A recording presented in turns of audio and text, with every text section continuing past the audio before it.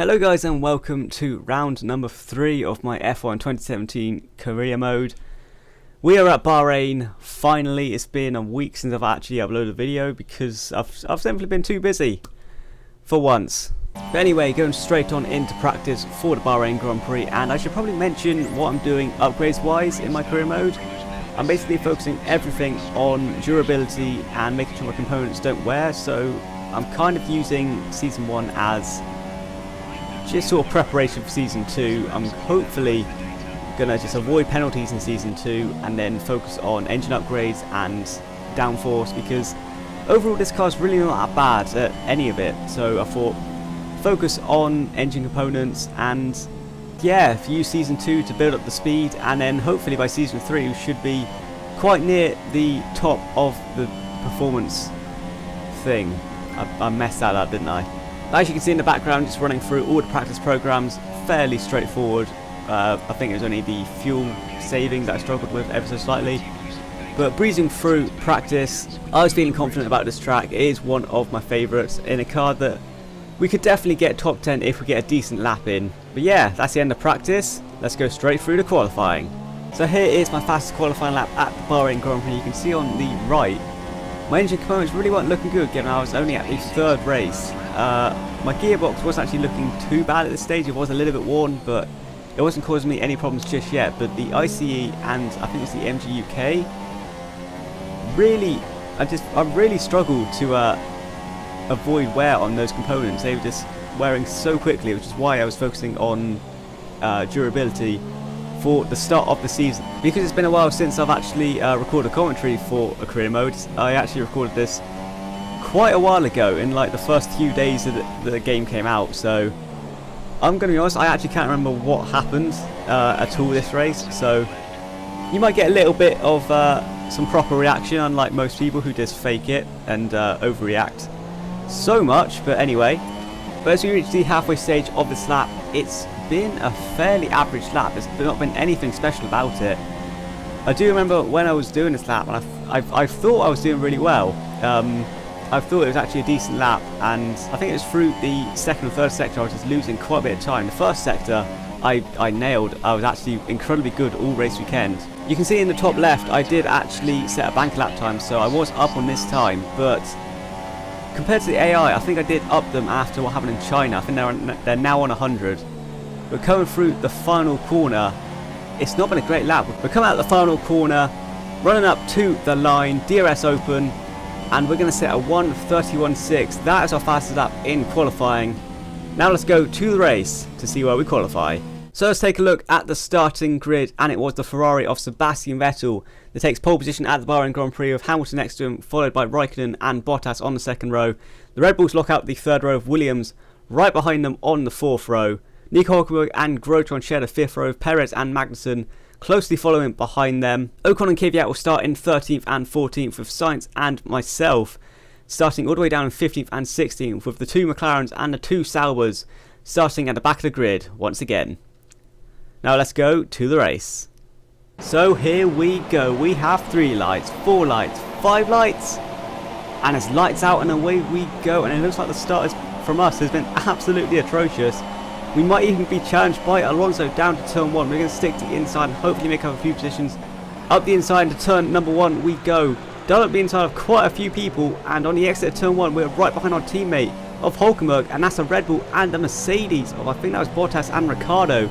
Going round, which promotes us to P8, we get a legal overtake on our teammate, but luckily we don't have to give the position back. I think we just didn't brake early enough and had to take the position from him, but luckily the FIA see logic and we don't have to give the position back. So from 16th on the grid, we have half that position just by turn 1, and we're already up into 8th place. On to lap number 5 now. People are coming into the pit already. The people that start on used Supersofts are coming into the pit. That brings us to P number 7. We've got our teammate behind us, so he may challenge us in the next couple laps. However, coming on to lap number 6, we have got Stroll ahead of us, who has taken advantage from that turn 1 incident, it looks like, and he's up into P number 6. Looking good for a decent amount of points, although we are right behind him. As we head down to the final corner, right behind him, we started to stick behind him and don't dive us inside. We're going to take that slipstream and the DRS down the pit straight. We don't actually get too good an exit out of the final corner, but it looks like we are close enough behind him. We actually pulls into the pit, which is going to promote us into P number 6 regardless, as does our teammate. So that's very early stops for pretty much everyone who started in the top 15 even. But we go up into P4 thanks to pit stops, so we're going to have to push and take advantage of this. Obviously we're on super soft tyres, so we're going to have to do a 2-stop. Coming on to that number 7, we've got Hamilton right behind us, and obviously he is going to be quicker. But we're going to come into the pit at the end of this lap regardless, onto the soft tyre for our first stop. We're hoping to do a super soft, super soft. I think it'll be quicker. I mean, I could have started on the soft tyre and done a 1-stop, but I decided to go for a 2-stop just so I was a little bit more competitive at the end of the race. But as we come into the pit, the question is, will we get out in front of our teammate Hulkenberg? Obviously he pit quite a few laps earlier than us, so has he done enough? And what tyres is he on? Is he going to be on a super soft or the medium? As we come out the pit, heading down to turn number 1, we have just got out ahead of him, so we haven't lost any time luckily, and we've actually jumped Lance Stroll, and as Hulkenberg has also jumped Lance Stroll. When he exited turn number 2, we messed it up entirely, and now Hulkenberg is right next to us, side by side, as we head down to turn number 4. Who is going to be later on the brakes? It's going to be us, but we just can't hold it on the outside at this corner, and we have to give him the position.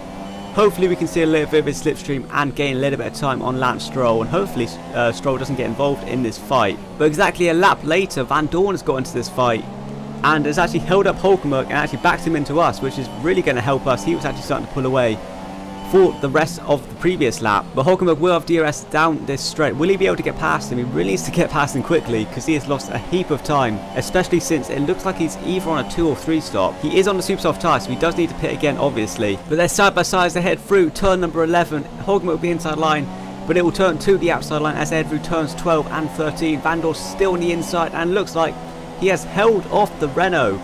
Fantastic defending from Van Dorn there as they head through the penultimate corner. Hulkenberg is going to get very frustrated as we are now right behind him. Are we going to challenge into the final corner? Hulkenberg goes to the inside. We're going to go to the inside. It's going to be 3 wide into the final corner. Who is going to be later on the brakes? It looks like it's going to be Hulkenberg. Van Dorn has conceded the positions. Both Renaults are passing McLaren. Now we are right behind our teammate once again. DRS down the pit straight. Are we going to close enough down towards turn number 1? We are closing with the help of slipstream as well. We're going to go to the inside. Are we going to get him under braking? Into line for turn number 1, push him out ever so slightly, and we have passed our teammate back up into 7th place on the slower tyre, so we really need to pull a gap before he comes into the pit. But a couple of laps later, as we head on to lap number 13, Hulkenberg is still behind us.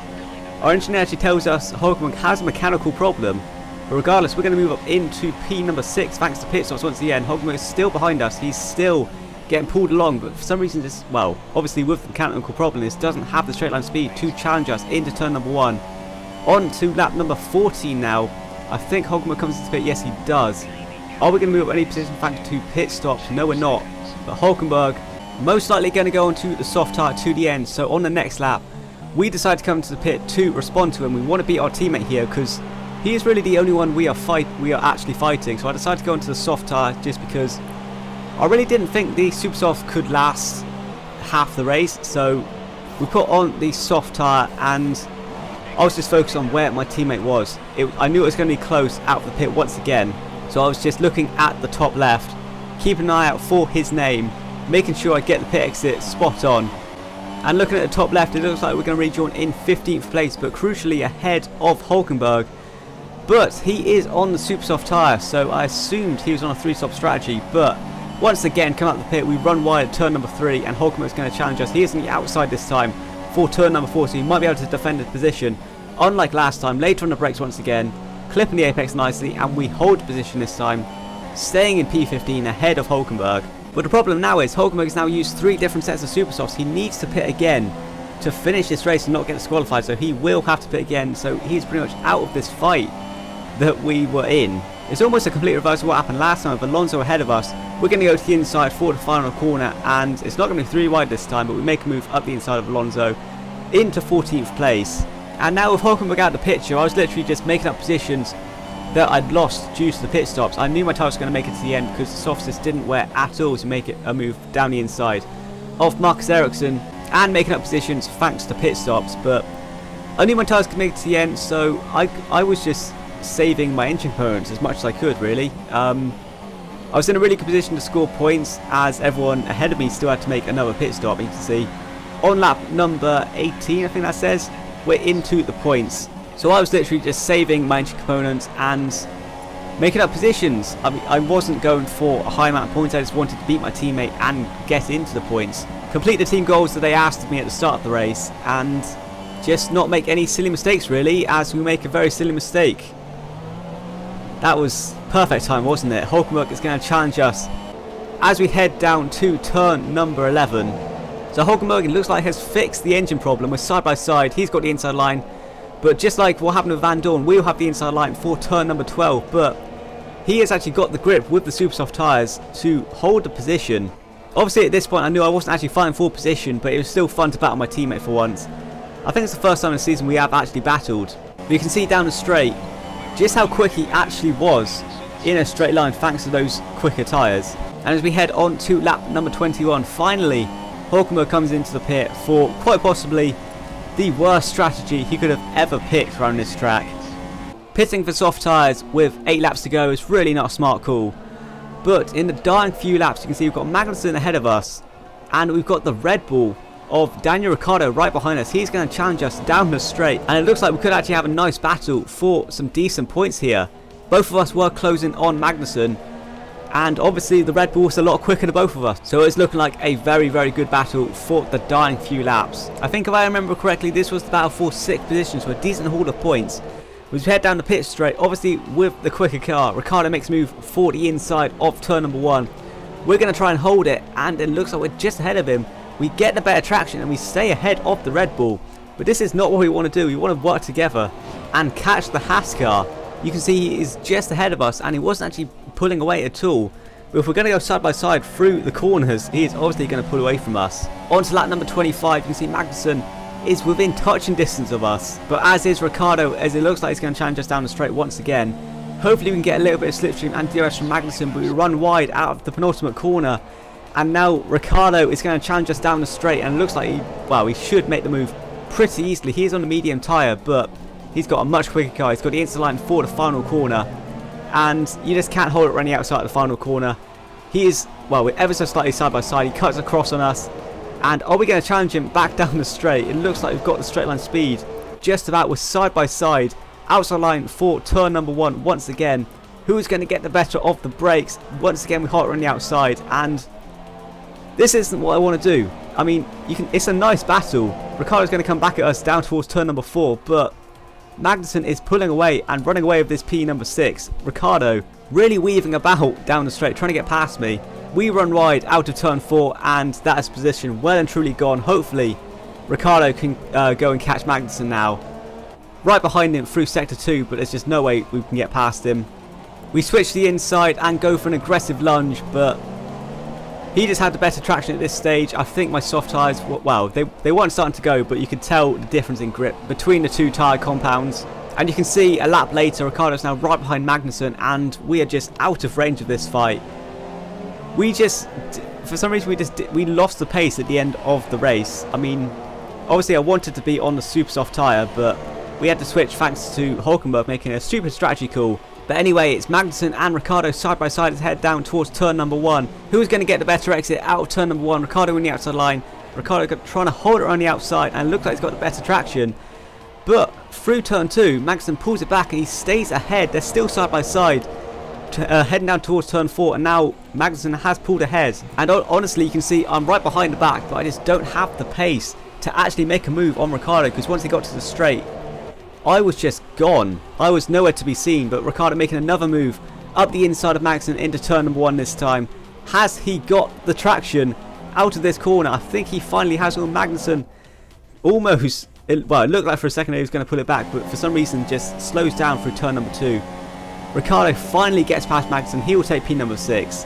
And on the final lap now, you can see just how far behind we were from Magnussen. The car just lost. I don't know whether it's the engine components or just the car in general. We're going to come home in P number 8, which is a solid 4 points for us. At the Bahrain Grand Prix, we beat our teammate and we get another decent haul of points after our amazing result in China. And despite losing out on 6th or 7th position, I was very happy with that performance. Lewis Hamilton wins the race, followed by the 2 Ferraris. So Mercedes get their first win of the season courtesy of Lewis Hamilton. But let's take a look at the full race results. So here you go, here are the race results. Hamilton takes the win, followed by Vettel and Raikkonen. Verstappen finishes 4th, Bottas 5th, despite that spin at turn number 1. Ricciardo wins 6th, Magnussen 7th, we finish in 8th, Massa 9th, and Kvyat takes the final point and first point for Toro Rosso this season, I think. So Haas still picking up decent points, will really help them in the Constructors. But first, let's take a look at the drivers' standings. It's Sebastian Vettel who leads on 58 points, followed by Lewis Hamilton on 53 points. The 2 Finns are in 3rd and 4th, joint on 40 points, with Verstappen getting the better of his teammate in 5th and 6th position. We remain in 7th position, picking up another set of points, and my phone is going off. Followed by the 2 Haas cars of Grosjean and Magnussen, both on 9 points. A pretty good haul of points for the Haas team. Massa is just 1 point behind them. Now looking at the bottom half of the table, it's the 2 Force Indias of Sergio Perez and Esteban Ocon in 11th and 12th, with Daniel Kvyat picking up his first point and Toro Rosso's first point of the season, a single point for him. And surprisingly, Lance Stroll, despite being in 6th place at one stage, doesn't score points here. Neither does Carlos Sainz or Hulkenberg, who'll be very disappointed to not score points here today. And at the bottom of the table, it's the usual suspects of the 2 McLarens and the 2 Saubers. Finally, looking at the Constructors' Championship, it's Ferrari that lead on 98 points, closely followed by Mercedes on 93 points. Red Bull, once again in the middle of nowhere. Haas on an impressive 18 points. But now, Renault, just 2 points behind. We could challenge for 4th if we get a decent result in the next couple of races. Force India in a disappointing 6th position, not scoring points here today. But Williams all the way down in 7th place with just 8 points. And finally, it's Toro Rosso getting off the mark with a single point here today. So there you go, guys, that's going to be it for this video. If you did enjoy, remember to smash the like button and subscribe if you're new here. I'm not going to promise anything for regular uploads because I am actually quite busy. So yeah, I'll upload when I can. Thank you guys for watching, and see ya.